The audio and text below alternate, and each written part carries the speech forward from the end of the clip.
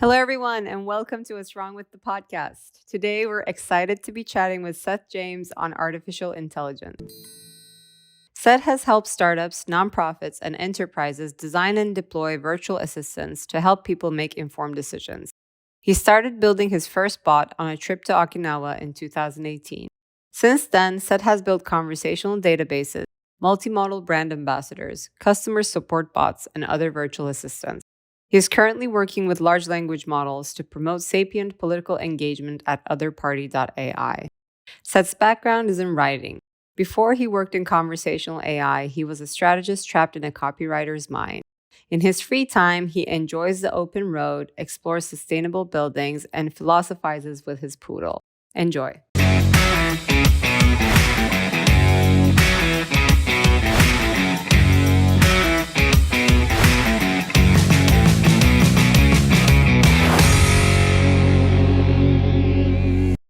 Hello, everyone. Welcome. Today, we have the absolute pleasure of speaking with Seth James. Seth is a conversational AI expert. Seth, welcome. Hey, thank you, Pinar. I'm glad to be here. I started out in journalism, ended up working in startups for a while, and moved into advertising before getting into conversational AI. Just had a realization that static communication wasn't going to persist in the future. We have this wealth of information out there, and conversational AI allows us to access that in our own context and put it to good use much faster than a website where you have to navigate through somebody else's UX problems. And we're seeing a lot of rapid growth and advancement in the field right now compared to where we were when I started about 5 years ago. But I'm very excited about that future still, and I think that it holds a lot of potential. Absolutely. I mean, I think, now I used to joke around saying like the new BC AC is before COVID and after COVID. I feel like we're going to have to like adapt that like before maybe chat GPT, after chat GPT, right? Like it's really picked up and so fast, so much faster than even like the adoption of like Instagram or TikTok or Twitter, right? Like it just exploded globally, and it could only speak to its like, possibilities and potential and use case too, globally and in many diverse industries and fields. Of course, we would like to kind of like slow down and reflect and digest a little bit. Like with fast growth and adoption, problems might also arise. So curious to hear your thoughts and, what are you observing in the landscape today? And what type of potential problems might emerge out of all of that, and like to also like dig deep a little bit in terms of like what would be the underlying reasons of those problems. Absolutely. So, I think the biggest problem is misinformation. Just these models, ChatGPT isn't built to discern truth. It's built to predict what should come next, and it's pulling from a fallible data set. And that people expecting that rather than just ingesting the information and validating it and ultimately thinking about it.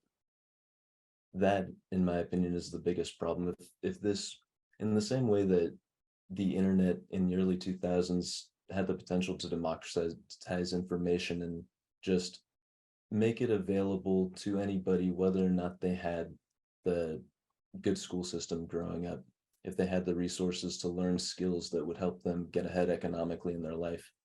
The internet had that potential, and it still does, but the vast majority of people just passively consume whatever is advertised to them, and it's often to their detriment. I think the same thing with ChatGPT, where you're going to have content created by this very persuasive system that accelerates communication, but it doesn't necessarily, people might just accept that rather than think about it. And if they think about it, then they're able to ask good questions and use that system to generate answers for themselves. I love that you mentioned the passive consumption, right? And especially in such an accelerated pace where everything about it presents so much convenience and just quick result and help for us that we even maybe think less and less, and that in itself is a problem. And I also want to like underline what you said in terms of kind of like almost villainizing something that actually we're creating, right? Like exactly to your point, you know, AI is predicting the next best outcome. It's not necessarily like devious in terms of like, let me push this out there, right? Like it kind of digests whatever comes in and spits out something based on that. And I feel like by dehumanizing things a little bit, we kind of remove the responsibility from ourselves, right? Like, oh, AI does that, right? Or even like, oh, this is happening because of climate change, right? Like climate change is the outcome of what we're doing, right? Climate change is not the problem and AI is not the problem. What we're feeding it is the problem. So I think I love that you like kind of like introduce with that, because we always need to remember that we're tied to all of these outcomes that are happening that might present problems. They're actually not the problems, they're the symptoms, right? And instead of like calling out the symptom or treating the symptom, like how do we really address the problem there? And with this like fast pace that typically happens in technology, but with AI, maybe even like this year is extremely like exponentially like growing in like very, very fast pace. I think even think less and even further remove ourselves a little bit from what's going on, right? Like these are just things that are presented to us with its own set of issues and problems, and I'll use it this way. So I don't know if you feel like this is also like a common problem, I guess, in like tech space a little bit in general, because it's generally so fast paced. And when something also goes wrong, we kind of blame the technology and not the creators. Yeah, I completely agree with that. And I think that it's interesting because AI is dehumanized, but it's also anthropomorphized. Instead of it being a tool, it's really a human computer collaboration, but we're saying this thing said this. And in reality, it said that because of what we presented it and what it was fed and trained on as well. And so, yeah, I completely agree with that and think there are going to be ongoing opportunities to refine the data sets that we're feeding them and training them and make them more useful. Yeah, and almost like holding us responsible of what we're putting out there, right? Like for me, for example, at Sour, what I feel more responsible of, okay, the research that is presented out there, the content that you're creating, that you're pushing out to the world, like you feel more responsible of every outcome you're generating, because if everybody had that same responsibility, then what you're feeding is actually like what you want to be predicted for next, right? Like you really want to like design the future in a better way. I also want to get your thoughts on, for example, when I first started collaborating with like ChatGPT myself, like I feel like it's a friend, right? What I'm realizing most is that how powerful it is as maybe like great for like synopses, right? Like quick summaries, quick maybe landscape research, desk research, whatever's happening. I mean, there might be some inaccuracies still there, but if you present a book, great summary, right? Like without reading the book. But I'm also realizing it doesn't necessarily have the ability, maybe yet, of synthesis, right? Like it can come up with opinions, so to speak, but it doesn't necessarily generate insights on everything that it digested. And based on also like, because when humans generate insights, we bring in our own expertise into the mix. We read something and we connected with something else that was like partially related, and that like generates a unique actionable insight. And I see when, you know, some people just use like ChatGPT for like convenience and just doing fast paced like work, there's lack of that like synthesis and deeper thought that goes into the work, because they're utilizing something that is a little bit more like surface scraping information.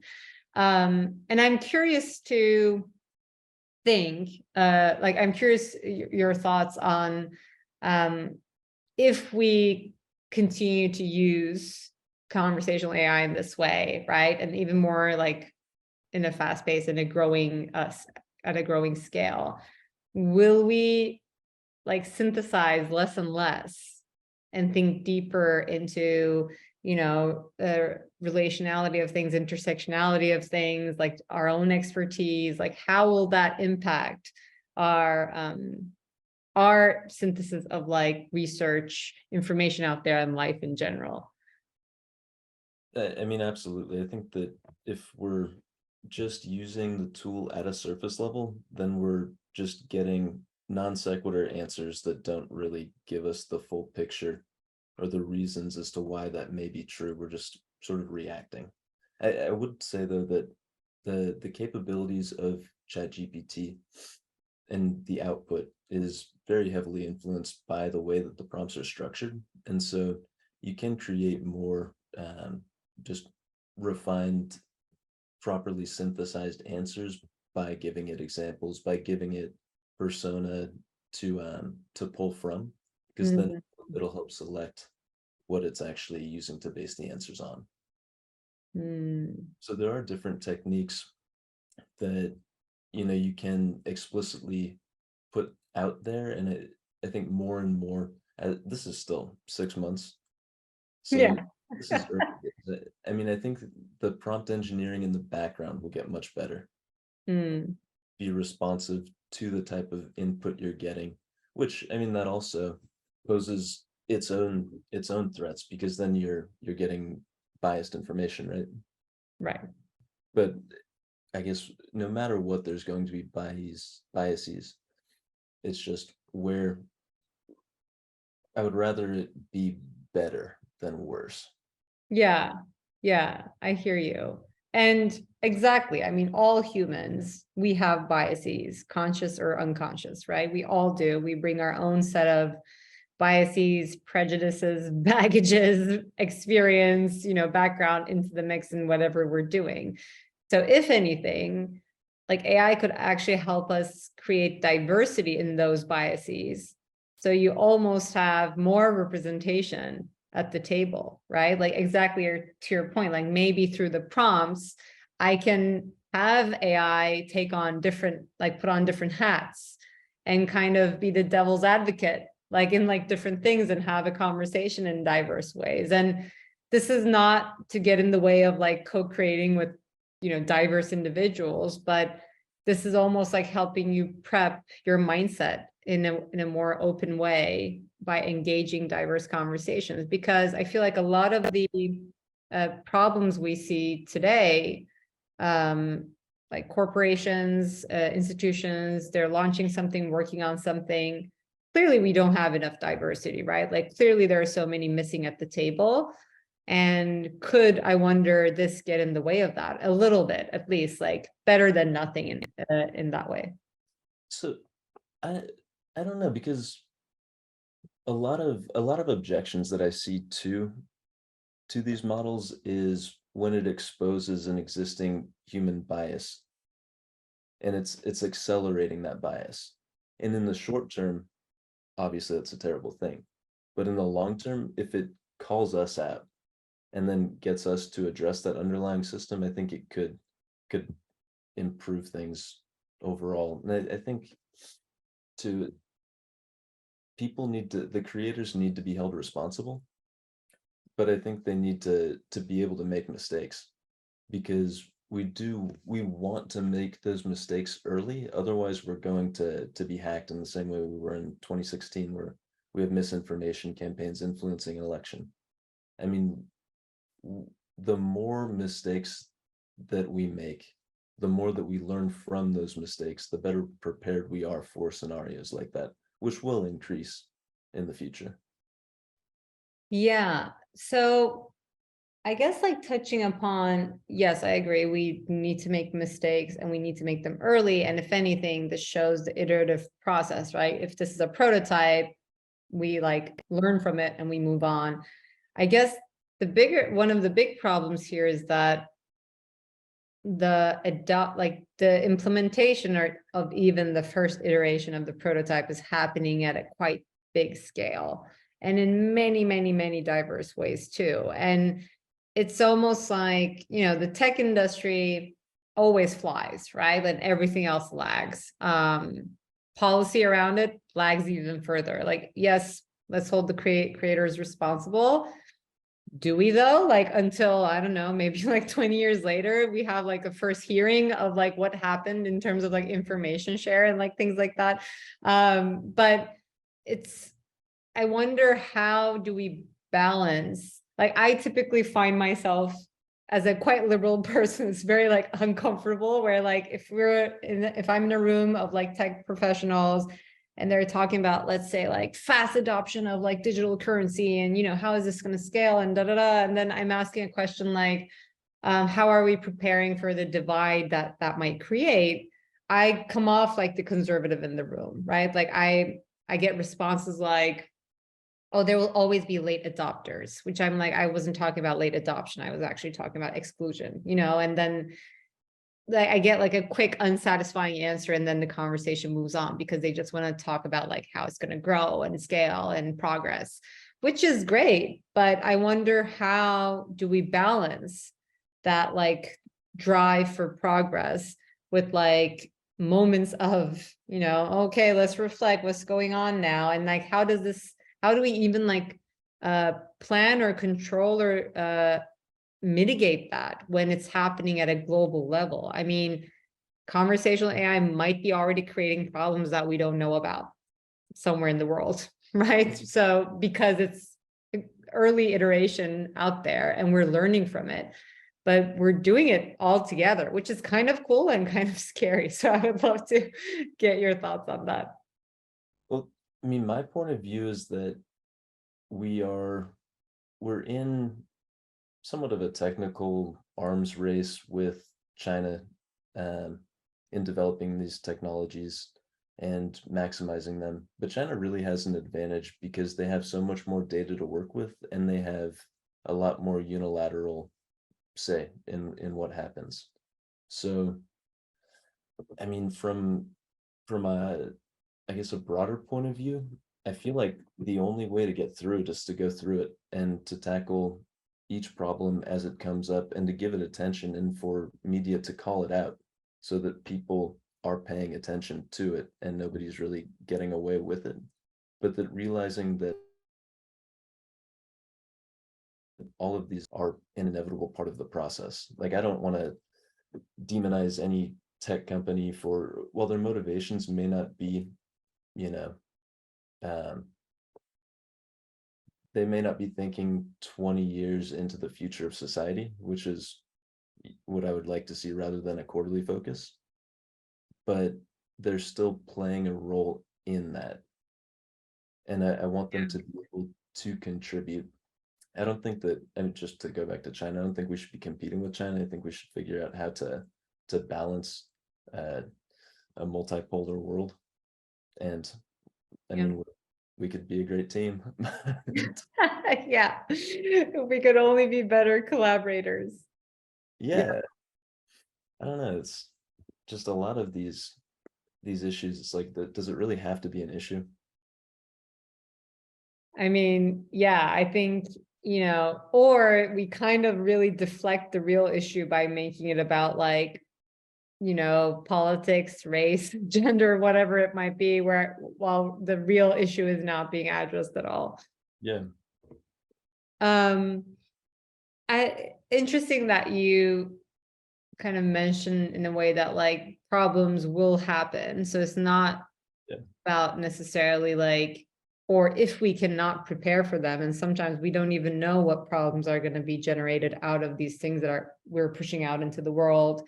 It's more about having a robust mechanism of calling it out and addressing it, right? Like almost like accepting a new technology brought out into the world will create chaos, and therefore we need almost like great generals who could just like, be in the war, like tactically respond, and in a very agile way respond to everything that is like happening and putting out those fires quickly. We almost need to develop that mechanism, and not wait or anticipate or expect a ideal world where we're pushing out a technology into the world that's not going to create any problems. Yeah. I mean, there are going to be problems, and it's going to take a while to develop systems from that. 'Cause from the reporters, also you need implementers, the people to actually solve them on their end. And so even like calling them out may be harsh. It's more just like indicating, saying this is a problem and making it more collaborative rather than making them feel like they're being run through the mud and they want to avoid it. Like I would love to live in a world where a media organization would say, "Hey, we noticed this. Like, what do you have to say about it?" And they're like, "Oh, my bad. We're working on it right now, and we're going to keep Right. you updated." Right. Yeah, like it's not productive for the call out to be like a canceling culture almost, Yeah, because then it kind of serves tech dystopians in a way where like, oh, we knew this was bad, but it's not productive. I mean, we're kind of like, okay, this is our reality. We have this now. How do we make this a better version? Like that should be the conversation. And therefore, there is an opportunity actually for people who are maybe looking at things more skeptically to collaborate with the very progressive and optimist tech content like creators, to collaborate and really strategize together a little bit, right? Like we kind of need to learn how to collaborate if we have, even if we have different mindsets. I think exactly to your point, most of the problems generated in the world today are being caused by lack of proper communication or collaboration between like diverse opinions and maybe leaders. And it seems like if we can actually like sit together and figure out, okay, how can this really serve us well? Um, that could help, and that could be very productive. absolutely. I mean, skeptics, I would love to see more collaboration with skeptics because they're often indicating things that the hyper optimists don't want to see. And Exactly. like if you just close your eyes, it's not like it disappears. It's still a problem that will have to be addressed. Exactly. And it's really not helpful. I think we see this in like many different areas, right? Like it's really not helpful to be a critic for the sake of critiquing, like, sure. I mean, if you're a food critic, you visit a restaurant, that even like results in something. People either start going there or they don't go there, right? Like, so there, it's kind of like serves.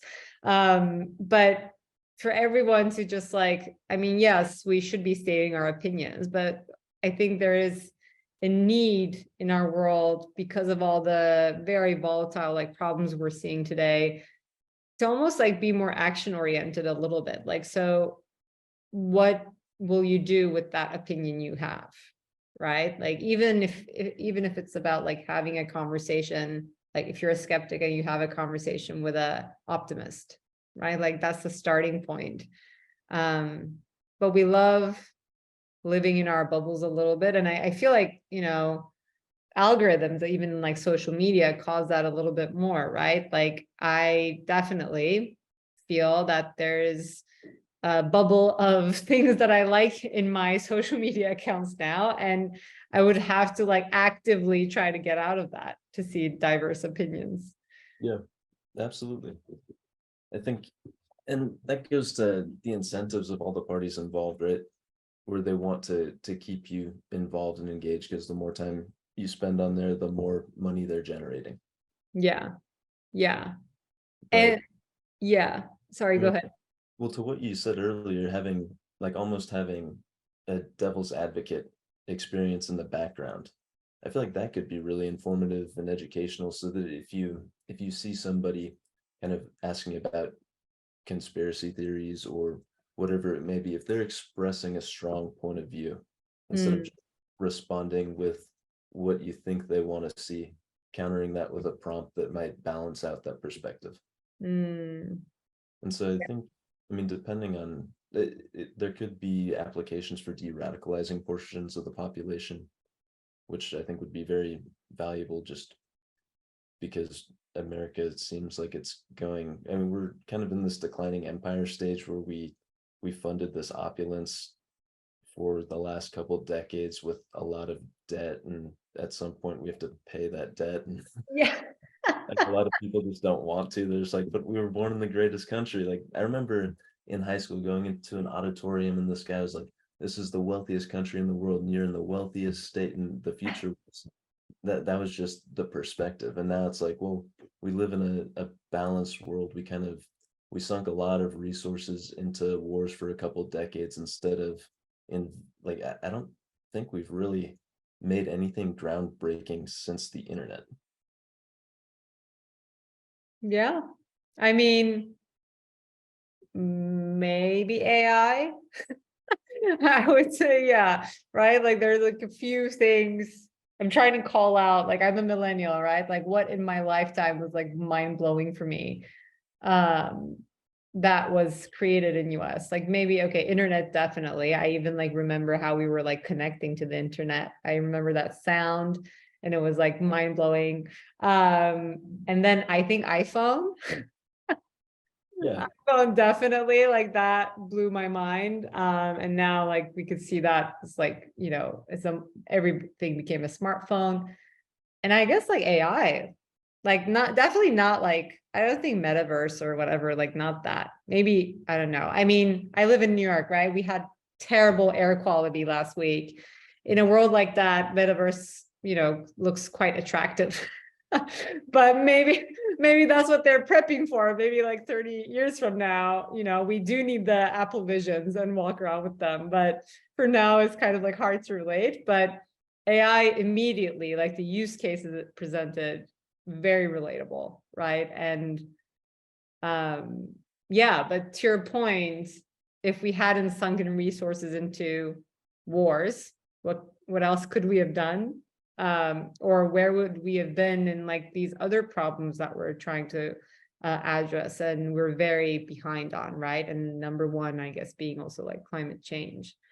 Um, and I'm curious your thoughts on how do you think, and you know, as you mentioned like earlier, how does AI call us out and almost hold us more accountable? And I definitely agree. There's an opportunity there to even like call us out on our own bias, even if we're not collaborating with any other team members, right? If we're just with the AI and it's calling us out, that's better than us sitting in our own minds and infusing things with our own bias. Do you think it could also like support us in, you know, just like solutions, right? Like solution generating, or even things that we could like probe and test with for all these worldly problems that we have related to health or environment or people. absolutely. I mean, I think it's good at generating ideas and it can be used. I mean, I'm more interested in it evaluating and prioritizing problems Mm, quantitatively, and then which gives us a baseline to work from. I think that humans are still better ultimately at getting ideas that like a chat GPT can generate from an 85% to a 95+% to where it's a very quality idea. But I think chat GPT can do a lot of the legwork up front. mhm. It's still, in my opinion, up to humans to do what they do best and come up with an artful solution based on that data. Right. I mean, not necessarily chat GPT, but what artificial intelligence could do effectively is say, these are serious problems causing, I don't know, this level of damage or destruction per day. And we have a good system to measure it. So what's the solution to that problem? And let's test it over time. Right. Then we can Right. see if those solutions work.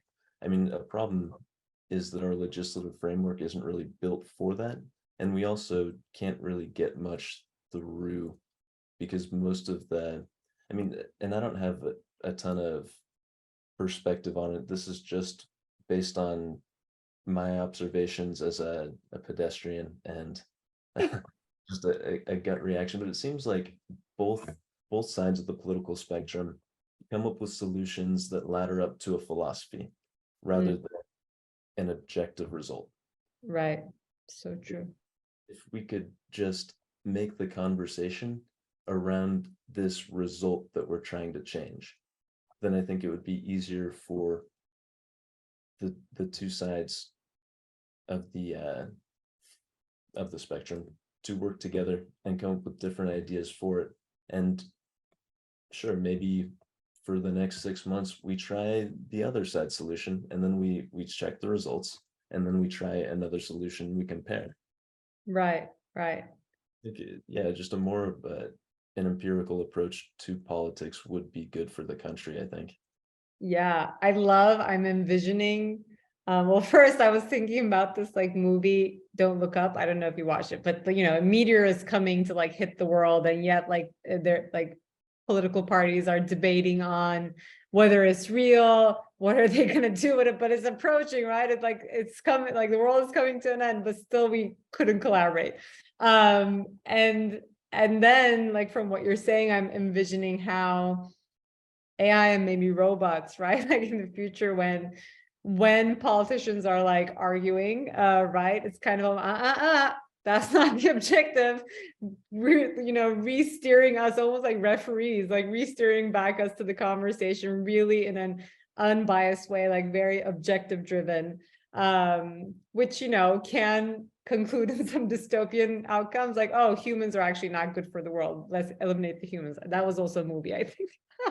But really keeping us like focused to be like productive and outcome oriented, rather than just like getting lost in he said that, he did this. But yeah, there's definitely potential there. I think too, if there's a like, I don't think that everybody has to work necessarily. At least people can do a lot of things that contribute positively to the overall economy that doesn't really have it's not captured, it's not quantified, people aren't rewarded for it. And so I think that if there are people who want to work, like I wouldn't want to I wouldn't, if I had the option not to work, I wouldn't take it if I had the option to work. I think there are other people who want to do that. And I think everybody would want to do that if there was an economic bucket for them to do something that's both valuable and intersects with their self or their passions or whatever it may be. Right.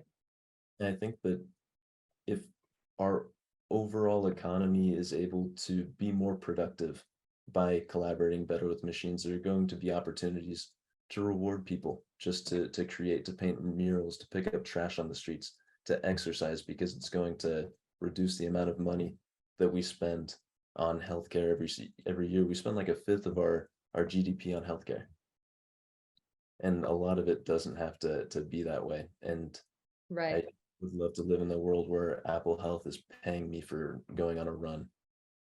Yeah. Yeah.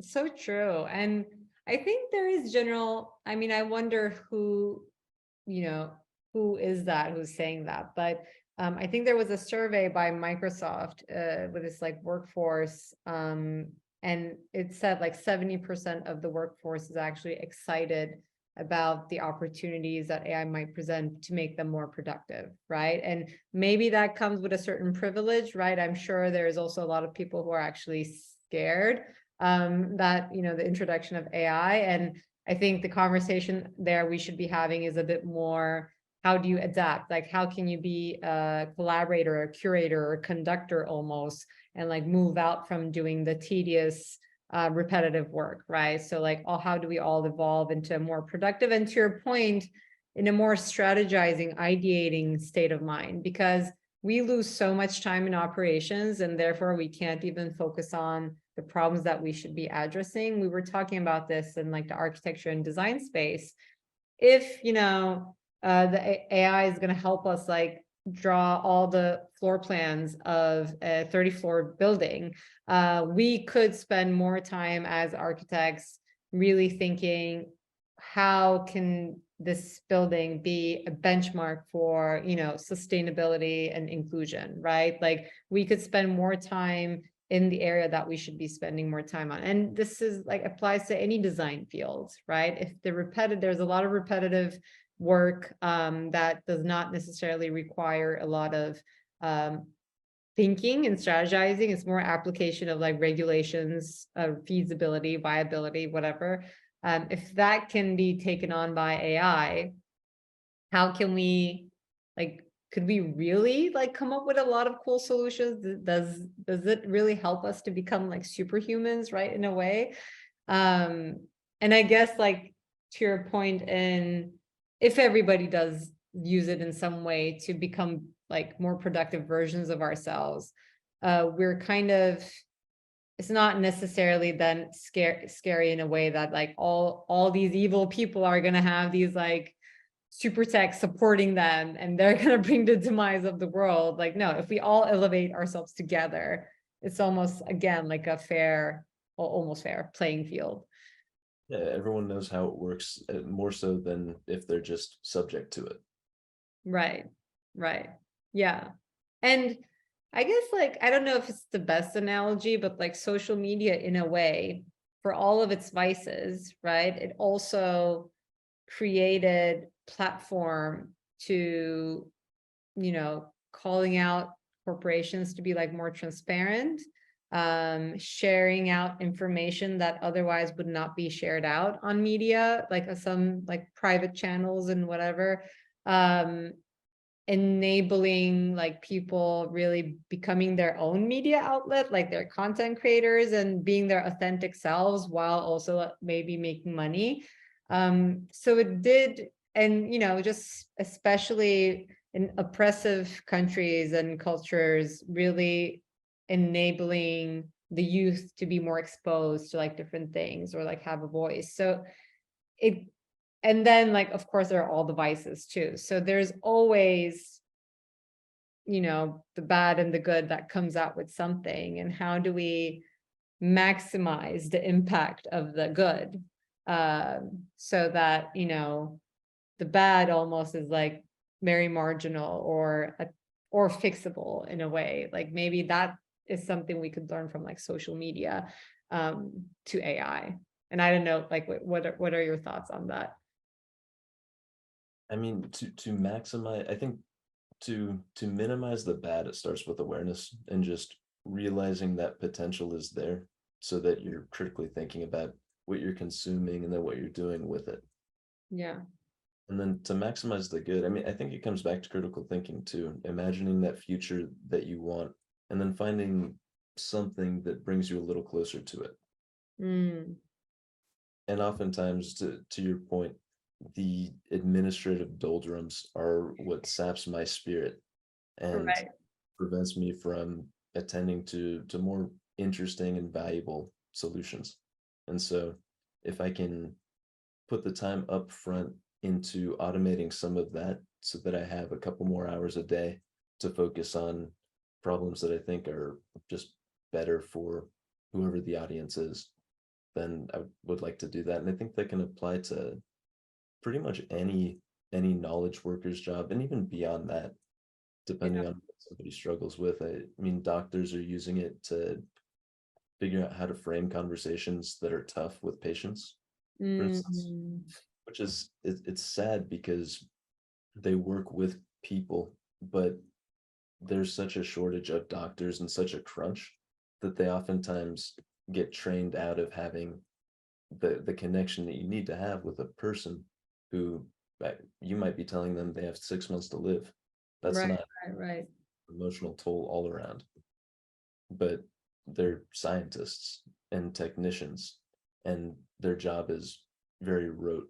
And so to be able to automate some of that, just to even work that muscle again that's just maybe atrophied as Mm, a result of doing something one way for 14 hours a day for 20 years, I think is valuable and useful. And even for people who struggle with social anxiety, just having a queue of things to say in certain situations. I mean, yeah, I think it's the possibilities are endless. It's really just what somebody's looking for and then creating the architecture to get there. right. I love that. And I love, the analogy of like working the muscles that we don't get enough opportunity to work on. And it's almost like in that sense, it's a very positive thing. Like, this is a tool out there. How do you use this to your benefit, right? Like, how do you use this to kind of like become a better version of yourself, where especially areas that you feel like you need support. Yeah, that's amazing. Well, I also do want to be mindful of time. So I'm going to skip to our last part. I think we can talk about this all day, so I need to like wrap it up. If you had the chance to give advice to anyone who wants to push for progress, right? Or get into a field and really push boundaries there, what would be your advice to them? Figure out a project to work on and learn through building that project. I Mm. think it's very easy to get wrapped up into thinking that you need all of the prerequisites, all of the knowledge to get into another field or to build anything. But from my experience, just going out there, making mistakes, being an idiot, looking like an idiot, realizing it doesn't matter, and then correcting it and developing beyond that, I think is the most important. So I would just say do, act, build, and you'll get to where you're trying to go. Oh, I love that. I wish somebody told me that in college. That would have given me like much more self-confidence. I felt like I had to like know everything, and I could have just like, yeah, I'll learn by acting, like so in that sense, I think it would resonate with a lot of our audience. Seth, this was such a treat. Thank you so much. And thanks for like, reporting on one of the hottest topics today. Very much for having me, and happy to talk anytime. Yes, thank you, thank you. And I'm curious, maybe we should like revisit this conversation a few years from now and see how it has evolved. Yeah, absolutely. And that is this week's episode of What's Wrong with the Podcast. To make sure you never miss an episode, subscribe to our show on Apple Podcasts, Spotify, or any other podcasting platform. You can also subscribe to our YouTube channel. Links can be found in the episode description, and you can also find them on our website, podcast.what'swrongwith.xyz. If you found value in the show, we would appreciate if you could rate us and leave a review, or you can simply tell your friends about us. For more details on our guests, follow us on Instagram and Twitter. Don't forget to join us next week. Thank you for listening.